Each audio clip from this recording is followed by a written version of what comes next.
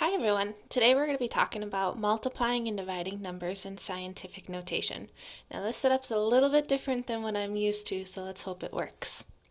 Before we begin, it's important to remember that the number in front of the times 10 to some power is called the coefficient. The coefficient is going to be a word I'm going to use a lot through these instructions, so you need to know what it is. So let's take a look at multiplying numbers in scientific notation.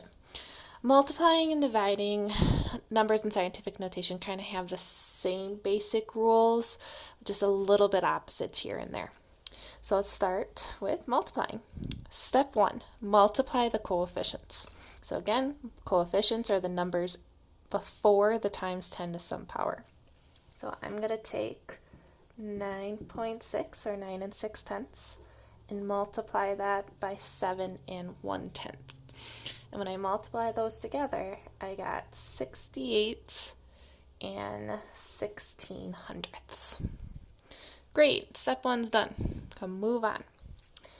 Step 2, add the exponents and keep the base of 10. So just like what we did with exponents, those rules, we're going to be using power of product because the bases are multiplying. So I have 10 to the 4th power being multiplied by 10 to the negative 7th. And we know that with power of product, we're going to keep the base of 10 and we're going to add our exponents. See how these things always come back? I keep warning you about that. And if we do our power of product, we're going to keep our base of 10, add 4 plus negative 7 to get negative 3. Great, you got 2 steps done already. Let's keep going. Step 3, rewrite the new coefficient and the 10 to some power. So I'm going to take my 68 and 16 tenths and I'm multiplying it by times 10 to the negative 3rd power. So I took what we had up here, what we had down here, and put them together. Yay, very easy step. Next one. Move the decimal if needed behind the first number. So again, scientific notation always needs that decimal behind the first number that's not 0. In this case, we have a 6 and an 8 before that decimal place. We can't have that, so we're going to actually move that decimal place so that we have 6.816. Uh-oh. Now let's look at step 5. Since the decimal was moved, the power will change. If the decimal was moved to the left, then you would add a power. If the decimal was moved to the right, you would subtract a power. When done, write your final answer. So at the end of this video, I'll explain why you moved to the right and why you moved to the left. But looking at what we did, we had to move that decimal one place to the left.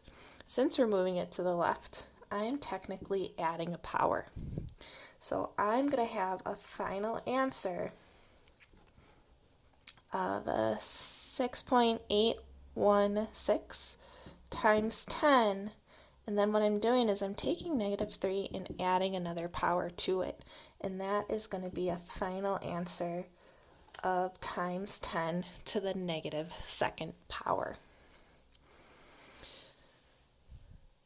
Great, we have multiplication down. Now let's take a look at division.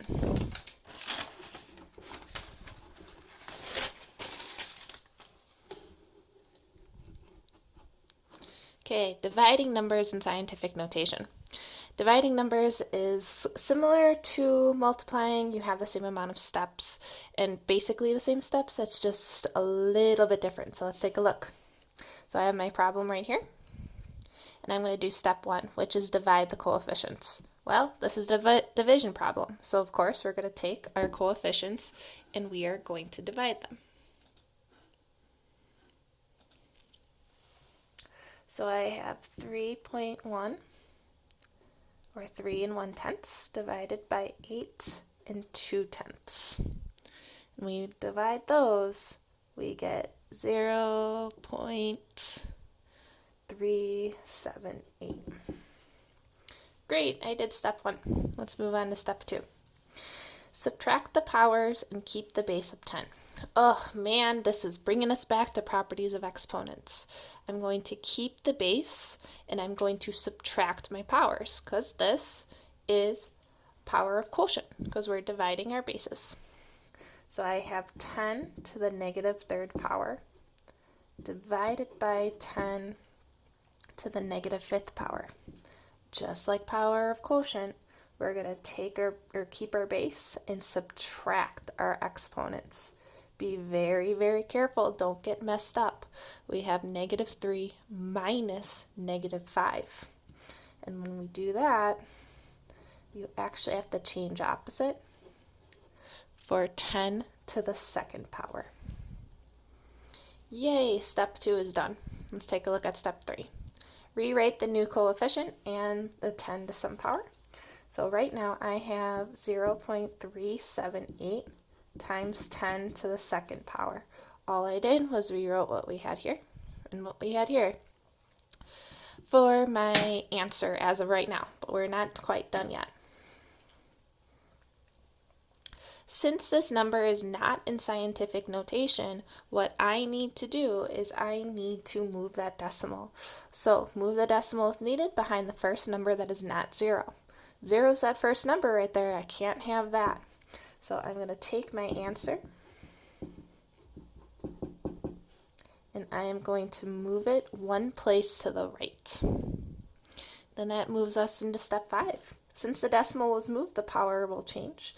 If the decimal was moved to the left, then you would add a power. If the decimal was moved to the right, you would subtract a power. When done, write your final answer.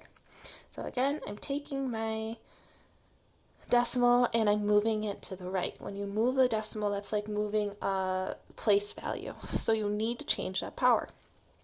Since I'm moving it to the right, I'm actually subtracting a power. And again, we'll see why that works in just a moment. So I'm going to write my answer in scientific notation with the decimal after the first whole number that's not 0. And then I'm going to have times 10, but now instead of 2, I need to subtract 1 from it. So my final answer is 3.78 times 10 to the first power. And yay, you are all done. Now, why in the world does that work? Why do you add? Why do you subtract the power?